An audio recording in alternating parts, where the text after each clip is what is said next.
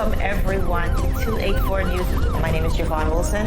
I'm Kamal Haynes. And I'm Ron Grant. And we are so thrilled and happy to be coming to you live out of the beautiful British Virgin Islands. The content continues via our website, 284media.com.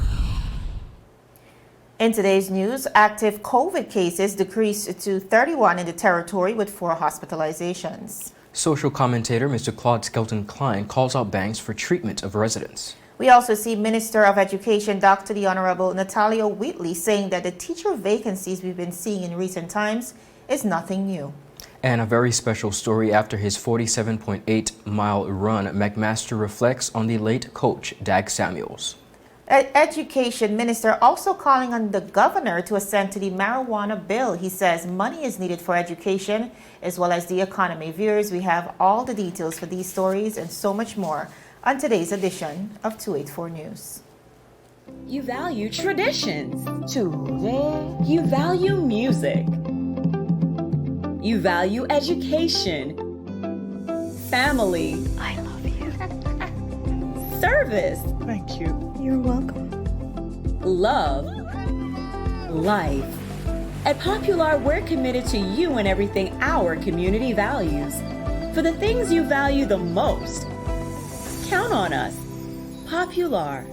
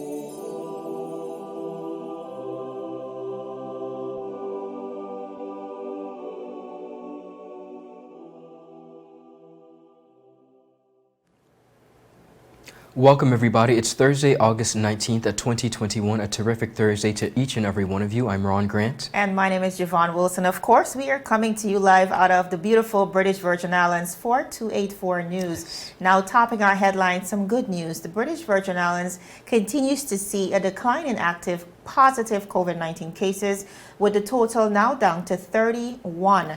This is according to an August 18th COVID-19 dashboard report, which also confirmed the decline in hospitalizations, with the total now at 4, of whom all are unvaccinated. Now, viewers, of the 31 active cases, 18 are local cases, 7 are contacts of cases, 2 from travel screening and 2 from entry screening on day 4 and day 2. Also 2 from entry screening on day 7. We're going to head straight into our newscast. Now, 31 teachers have now indicated that they will not be returning to the classroom for the 2021-2022 school year, causing much concern in the community. While seemingly a significant number, Minister of Education Dr. the Honorable Natalia D. Wheatley said this is nothing new, but rather a recurring reality with vacancies annually. Listening. Thank you for the question. Actually, it's a question that I really needed to clarify. Persons may not know because, of course, in the media, social media age that we're living in now, persons are getting more information, and sometimes they're not getting the full picture when they get the information. The turnover that we have in the school system is nothing new. It's something that takes place all the time, and it happens all over the world. You have persons in the school system every year who retire. You have persons in the school system who go on maternity leave. They go on leave to study their education. Some persons in the education system change their career. And every year, the Ministry of Education, Culture, Agriculture, Fisheries, Youth Affairs, and Sports goes through the exercise of filling vacancies. This is done by the Teaching Service Commission. As we've spoken about before, hiring is something that's traditionally under the public service. In this case, the Constitution appointed the Teaching Service Commission, who's able to do that function on behalf of the governor and the deputy governor. So they have a pick on TSC, Cabinet has a pick on TSC, and the Teachers Union has a pick on TSC. And they're the ones who do the interviews, and they're the ones who do the hiring. And it's a common practice for this to be done every year. In this instance, it's just been broadcast as a breaking news story, but it's really customary. Now, viewers, when questioned on whether the number of vacancies is a need for concern, especially now in light of the pandemic and how it has displaced our students, this is what the minister had to say. Well, in terms of the exact number, we can look at past years and see what the numbers were to see that if there's any difference. But it's my understanding that we always have to find quite a number of teachers to fill vacancies for various reasons. And one of the things we're doing to help to alleviate the concerns as it pertains to hiring, we have so many opportunities in the teaching profession for persons to become teachers. But we are relaunching our teacher education program at the H. Laverty Stout Community College. It was stopped some years ago under the previous administration. And we see teacher training as something that's incredibly significant to be able to fill these vacancies, because of course a lot of the vacancies are advertised in the region and overseas, and persons have to come into the territory to get the positions.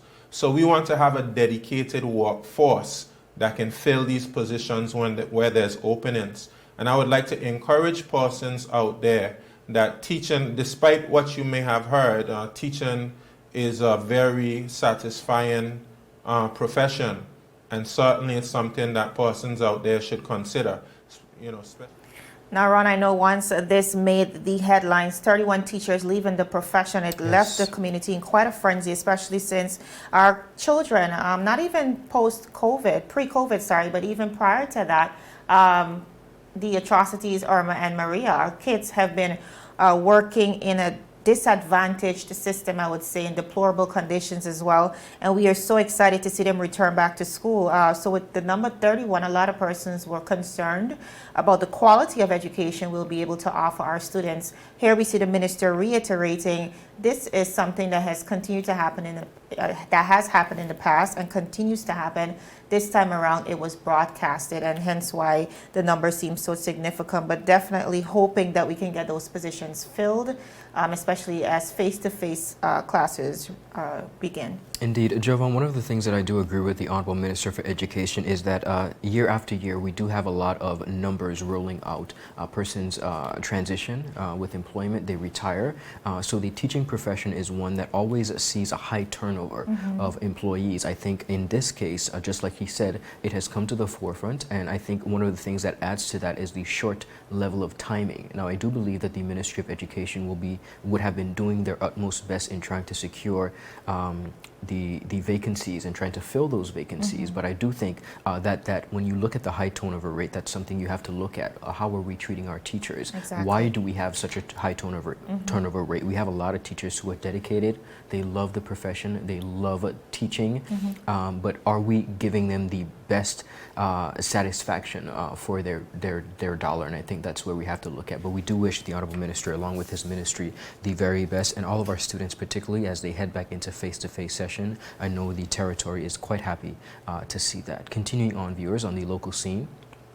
On a recent episode of Honestly Speaking, social commentator Claude Skelton Klein took to address the ongoing treatment of residents by the banks here in the British Virgin Islands for almost 4 weeks. Believe it or not, Banco Popular in particular has limited all in-person services to the general public. Residents have been forced to use the drive-through only, while all banks require appointments in order to meet with banking professionals. Residents complain about not being able to reach the bank to make said appointments. Now, Skelton Klein lambasted the bank for their treatment of residents and called on the government to assist in fixing the situation. Listen in. Now listen to me. I would suspect that the decisions that's being made with these banks can't be the locals who are making decisions. The locals I know can't be the ones who are making the decisions for what's happening with these banks. Going on 3-4 weeks now, you can't have access to these banks. You got to call a banco to make an appointment to see somebody, and then the people are complaining. You call, you can't, nobody would answer the phone, or the phone don't even ring. Now, unless you know some individual persons in these banks, I mean, I have some individual persons in the bank, I can call, but that's not the benefit of the population. Now, if these decisions are being coming from somewhere, then we need you locals, who are our brothers and sisters, our family members, our lovers. We need you to push back against wherever these decisions are coming from, and stop treating us here in these Virgin Islands like we are some kind of scorned dogs. We got to go to Banco. You got cars, only drive-through.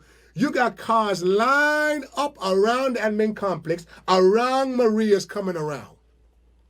I see some people posting on Facebook today, 90 minutes now, and I'm still in the drive-through line. How much longer does it take? Why are you all doing this to the people? And I know it's not, nobody can convince me that these are local decisions, because I know the local people in Republic Bank, in First Bank, First Caribbean, Banco. I know some of the people, and I know that these can't be the decisions. We got to do better than this, y'all. We are not treating our people in this country right. Now, we know some of you who work in the banks are local. We know you too are frustrated. We know you are overworked. We know you are doing the very best you can with the powers that you have. So let us help you fight and push back. And to the government, here's where you, the government, need to leverage your powers, the government, and say to the powers that be in Puerto Rico and St. Thomas and Trinidad, or wherever these headquarters are in Barbuda, and tell these people, you will not tolerate how your people are being treated in these Virgin Islands. Yes, we must be safe. Yes, we must be sane. But we got to find a better way to conduct business than what we've been doing here these last few weeks. Now, Jovan, additionally, residents have spoken out about the same issue on social media platforms, calling for government and, of course, bank regulators to address this issue. Jovan, it is heart-wrenching when we look at our territory, the Virgin Islands, and I want to say this plain and straight. We are a small territory, but some of the best business takes place here in the British Virgin Islands. We have persons from all walks of life, all traditions across the region and internationally doing an enormous amount of business. For one bank to even think that they could accommodate an entire territory through a drive-through is ridiculous. It's impractical. Okay, and while many of the residents, not all residents, would bank with Banco Popular, quite a large amount of them through the U.S. As well as First Bank do business through that. For you to even fathom and to think that and to try that is absolutely ridiculous. And I really employ our government officials, just like Mr. Skelton Klein said, to speak up about these issues and to really come to the forefront and address. And when you have people you're just coming out with, not coming out of, we're in the middle of a pandemic, you have people who are legitimately trying to do business the best way they can, and you are going to try to accommodate an entire territory through a drive-through. I think it's absolutely ridiculous, and I think on a level like no other, bank officials should be ashamed of themselves. Well, Ron, that is a sentiment echoed by so many residents across the territory, especially those from the sister islands who are severely disadvantaged. And you know persons joining the line from 6 and 7 in the morning and not being able to get through in a time that allows for them to get back to work, to get back to business. So it is a great inconvenience and a concern that residents are definitely calling on the banks to resolve as soon as possible. And I want to address this one thing. We have the issue of safety, which is quite important to us. We do understand that we're in a pandemic, and safety is of utmost importance to not only the customers, but the banking officials. But also we have businesses that want to use COVID as an excuse to operate in such methods, and I think we definitely need to continue to address. But viewers, still ahead, the Honorable Education Minister calls on Governor to assent to the marijuana bill, says money is needed for education and economy, and after his 47.8 run, McMaster reflects on the late Coach Dag Samuels, a beautiful story that we have in store for you. All this and so much more after a word from our sponsors. You're watching 284 News. The wait is over. CCT Fire is here. Experience ultra-fast downloads, seamless streaming, and even more reliable connectivity on an all-new fire-blazing super-fast CCT Fiber network. CCT Fire. Bring it home and upgrade today. Is business slow? Cash flow down? Hosting an upcoming event? We can help. Advertise with 284 Media and take your business or event to the next level by enhancing your present marketing and messaging strategies. Allow our team of experts to create a personalized ad that sets your business apart from all the rest. This could be your business or event. So, what are you waiting for? Contact our marketing team at 284media@cctbvi.com. Advertising with us works. Viewers, welcome back to 284 News. Though some more local headlines. The Minister of Education, during an exclusive interview with us here at 284 Media just yesterday, said while education gets a significant allocation from the budget, more money is needed to mitigate some of the challenges being faced. Dr. the Honorable Natalio D. Wheatley said this requires new revenue generators like the proposed medicinal marijuana legislation that has been on a standstill for over a year, awaiting the consent of the Governor of the Virgin Islands. Now, viewers, the minister reiterated the need for the Governor to give his assent soon, adding that it will help to heal some of the financial woes faced here in the territory. Listen in. Great needs, but we also need to bring in more revenue, and that's why you see the government seeking new initiatives to bring in revenue, and some of those initiatives have been frustrated actually by the United Kingdom. I'm speaking specifically about the medicinal cannabis issue, and that's been frustrated by the United Kingdom despite what you may have been told. And other initiatives, Can we pause there for a quick second? You said based on what we have been told regarding the marijuana legislation, and not to divulge too much, because I know that the marijuana legislation being that, medicinal marijuana that is, being that even though it falls under the agriculture portfolio, has been moved under the Minister of Finance's portfolio because it is a revenue generator. We were told in particular that a licensing authority is the only thing standing in between it. Would you say that you share that same view? No, I don't share that same view, but this is something that the Premier's office is engaging with the United Kingdom with. So I don't want to say too much about it, but just to say that we have legislation on our books right now that will allow us to legalize medicinal cannabis without even seeking assent from the governor's office. We did new legislation because, of course, there were some aspects of it that were a bit cumbersome. So we created new legislation, and that legislation has not been assented to by the governor. And of course, the Foreign Secretary has even gotten involved, Dominique Raab. But I believe that they should allow the medicinal cannabis industry to move forward. I believe that they shouldn't try to control it in the way or try to replicate what they do in the United Kingdom. The laws have been, the international conventions have placed marijuana into a different schedule, a least restrictive schedule, and the medical benefits of marijuana have been understood and realized, and those things are contained within the legislation that we put forward. We put forward adequate controls in the legislation to control the industry, to protect children, to protect other persons. And it's just for the governor to assent to the legislation. He and I have a difference of opinion on it. But this is something that's in negotiation, and we'll see how it goes.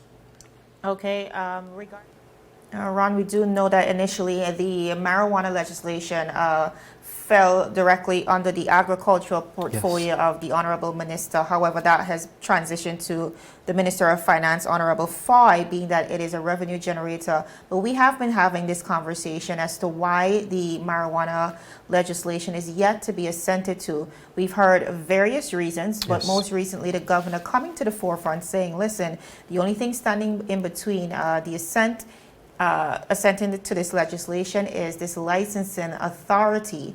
Based on what we've been hearing, that this is a new condition that was brought forward as the reasoning, but we're trusting and hoping that we can move forward on this soon enough. I think, Jovan, the turn of events as it pertains to the medical marijuana bill particularly is one of a bit of a toss of responsibility back and forth. Of course, we echo the sentiments of the governor, but we also hear the Honorable Premier saying, even if this is to be done, there is no guarantee that the bill will be assented to. Something else could come up. And I think, essentially, I think both parties, be it as it may, and one particularly wanting the bill to be assented to, I think collectively we have to come to an agreement as a territory whether or not it is in the best interests of the country for this bill to be assented to, and if so, then let's move forward with it. Yes, absolutely. Viewers, continuing on to a very, very special story that was written and of course published by Dean the Sportsman Greenaway over refreshments in the VIP lounge during the 2015 IAAF World Championship in Beijing, China, between the 400-meter hurdles semifinals. Late Coach Dag Samuels began telling his regional colleagues that his athlete would start making an impact at the 2017 Worlds. His colleagues laughed, saying, "But Dag, you don't even have a hurdler," one said, to which Samuels told him to wait and see. There was even more roaring laughter when Samuel said his hurdler would be contending for a medal in the Tokyo 2020 Olympics. Dag's a good man, they said, another colleague echoing, "He just has a broad imagination. We all know he means well." Samuel, the Fast Lane Track Club founder, again reiterated his wait and see the words as he was mapping out a vision for the future. Of course, viewers, in 2016, Samuel's protege, the one and only McMaster, won a 400-meter hurdle bronze medal at the IAAF World Junior Championships, the territory's only medal to date at that level. Now in 2017, he ran 47.80 seconds, the only hurdler under 48.00 that year.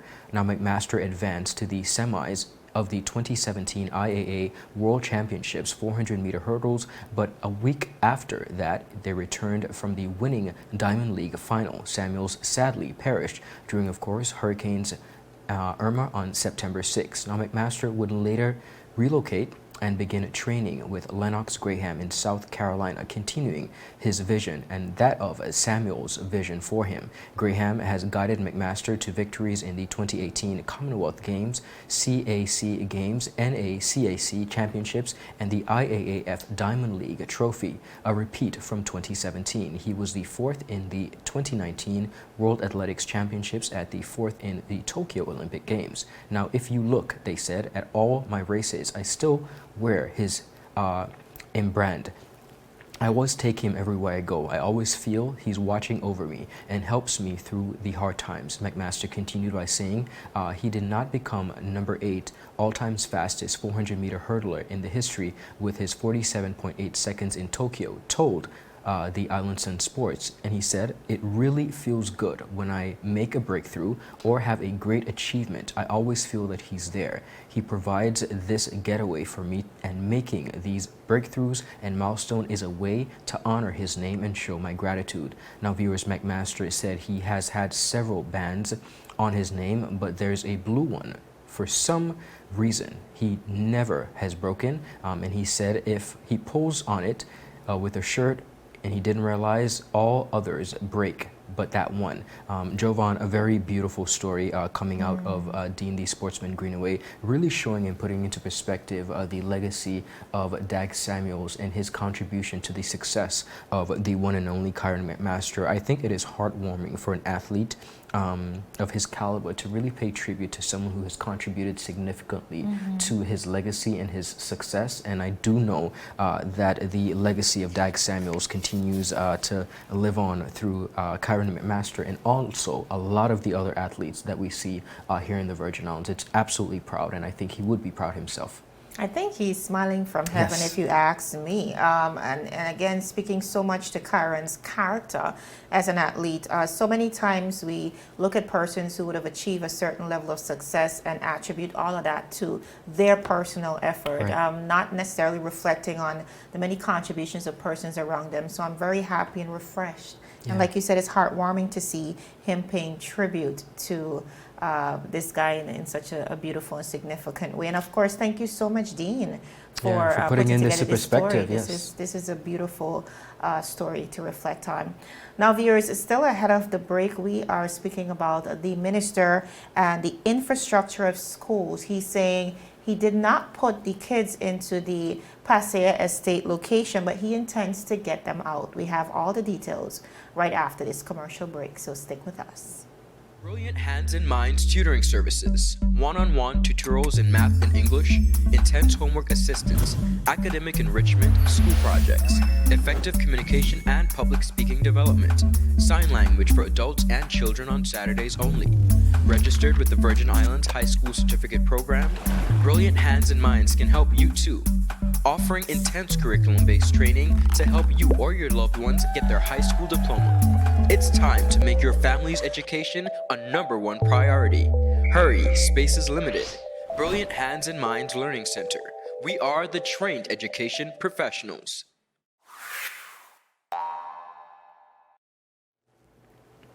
Viewers, welcome back to 284 News. Now, the current government administration campaigned strongly on better school environments for our students. This picture in particular, viewers, played a molding role in shifting the perspective of so many voters, but some residents are still of the opinion that years later our children remain in a precarious position. These concerns were shared with the overseeing minister, and this is what he had to say about the matter. Listening.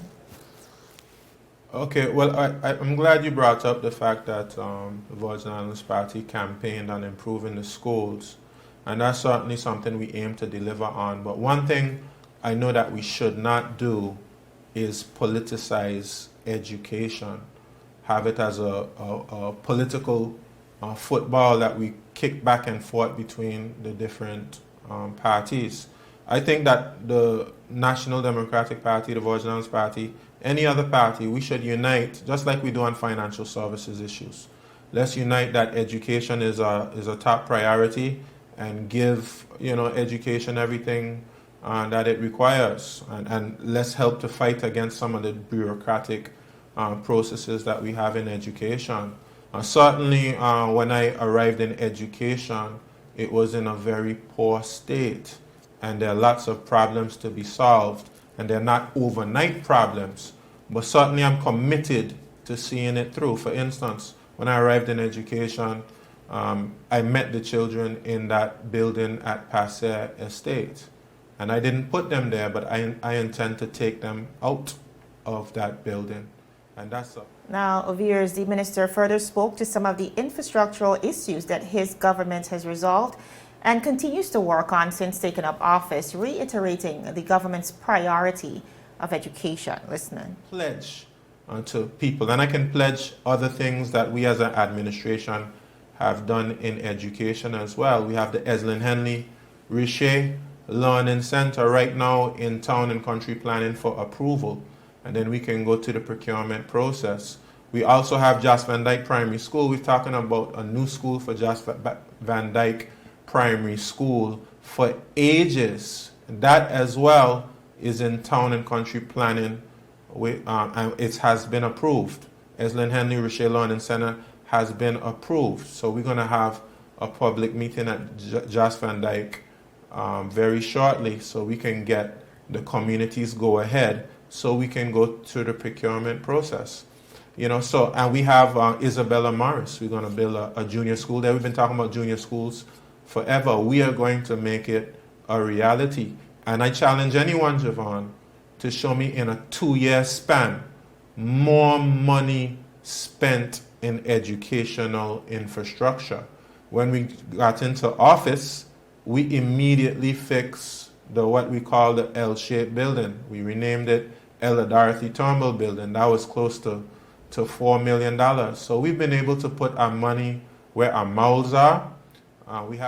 That was the Honorable Minister of Education. Now, viewers, we are out of time for the newscast, but feel free to watch the exclusive interview that was done yesterday by the Minister via our Facebook page. My name is Javon Wilson. And I'm Ron Grant. We'll see you tomorrow. Have a good rest of the day. Bye-bye.